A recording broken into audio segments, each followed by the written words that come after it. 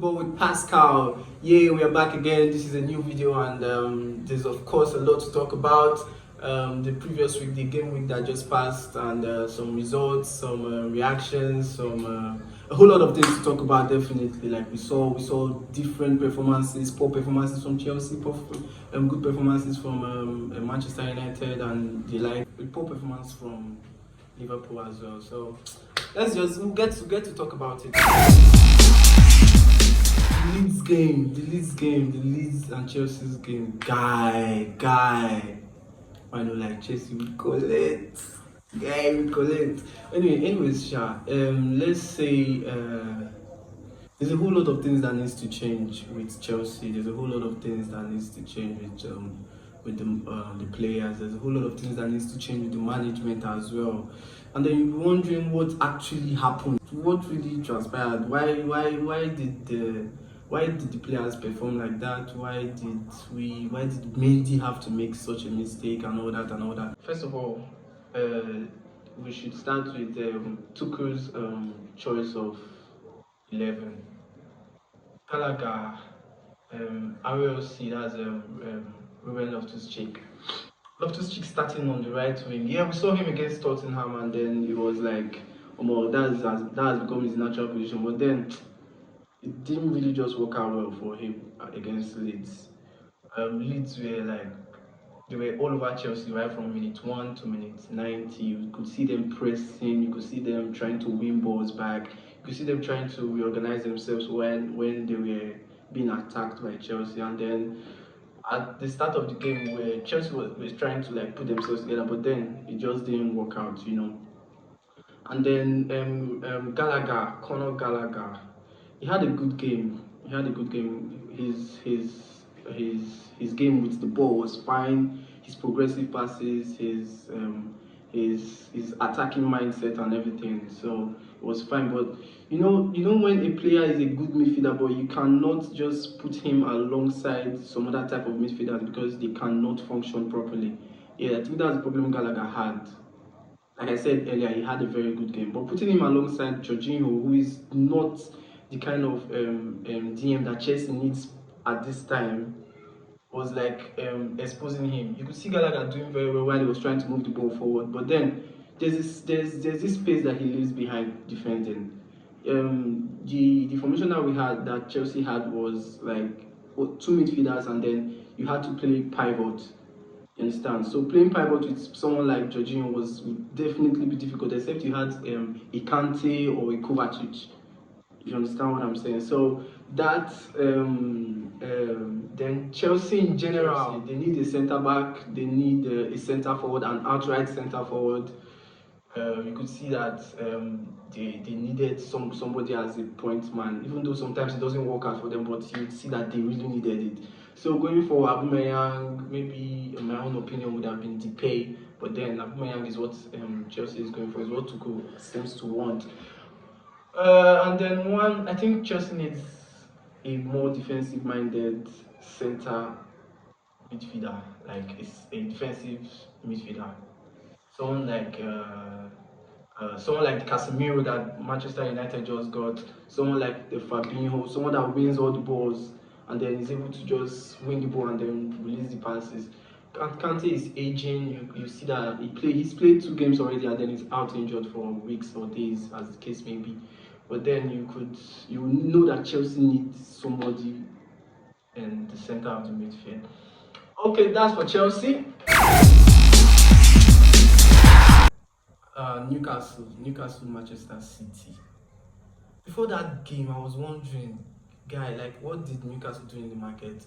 You'll be thinking, with all the money that they had, with all the money that that the new owners brought into the club, they will be making big signings, like loud signings. Yeah, of course, they made some really important signings for them, and then you could see them play with the big boys. Like it was like they were ready to play with big boys. When I talk about the big boys, I talk about the likes of Man City and co. And then I think they had a 2-goal lead. It was 3-1 at a time. It was 3-1 at a time, and then KDB did his thing. KDB, Bernardo Silva, and then the match ended 3-3.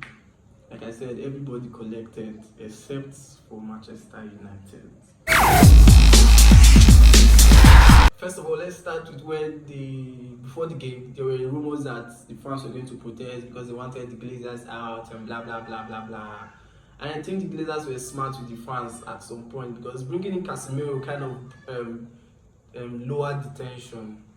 You get what I'm trying to say? Like, they kind of lowered the tension with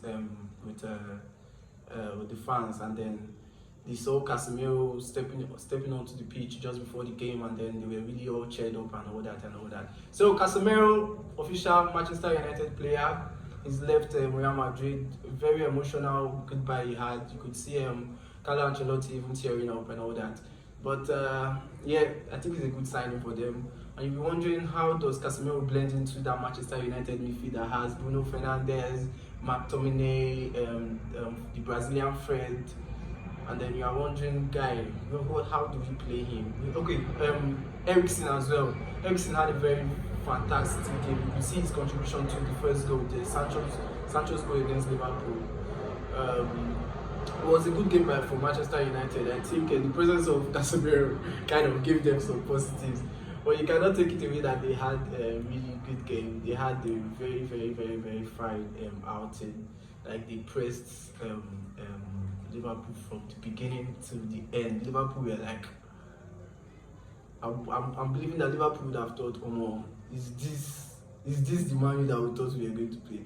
Oh, but then they had a good game. You cannot take it away from them that they put in the work. You would listen to Erik ten Hag after the game, his post-match interview. He said that the team put in the work, the team worked as a team, and then they got the result, and which was definitely what happened. You'd be wondering, Manchester United, is this Manchester United? But there's one thing about Manchester United: they get a good game.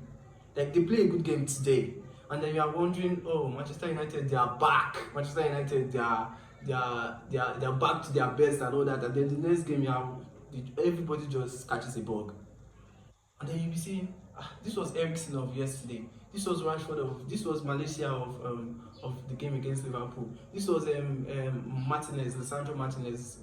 That aside, Lisandro Martinez and Varane, they had a very good game defensively, and I think Harry Maguire has found a new position. And according to my friend, a friend of mine, he said Harry Maguire should get a very tight seat belt, because he's going to sit on that belt for a very, very long time. But let's not rule him out of his team captain. Let's not rule him out of getting in on the next game or games to come. Cristiano Ronaldo came in a few minutes to go, something minutes, and then there are rumors of his future. Bruno Fernandes said something about him knowing something, but he's not going to say anything.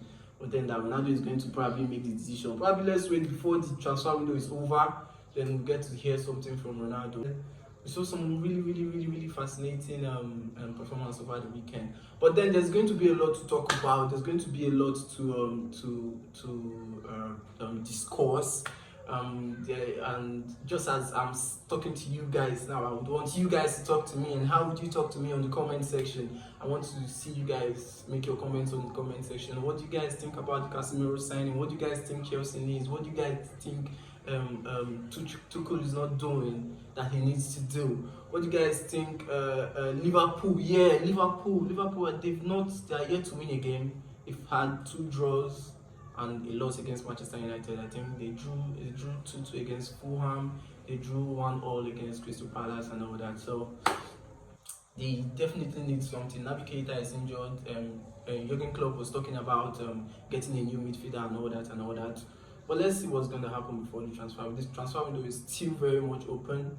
Transfer is going to round up in a few days, but then we don't know what's going to happen. Just like we always say, it is football, anything can happen. So drop your comments. Don't forget to subscribe.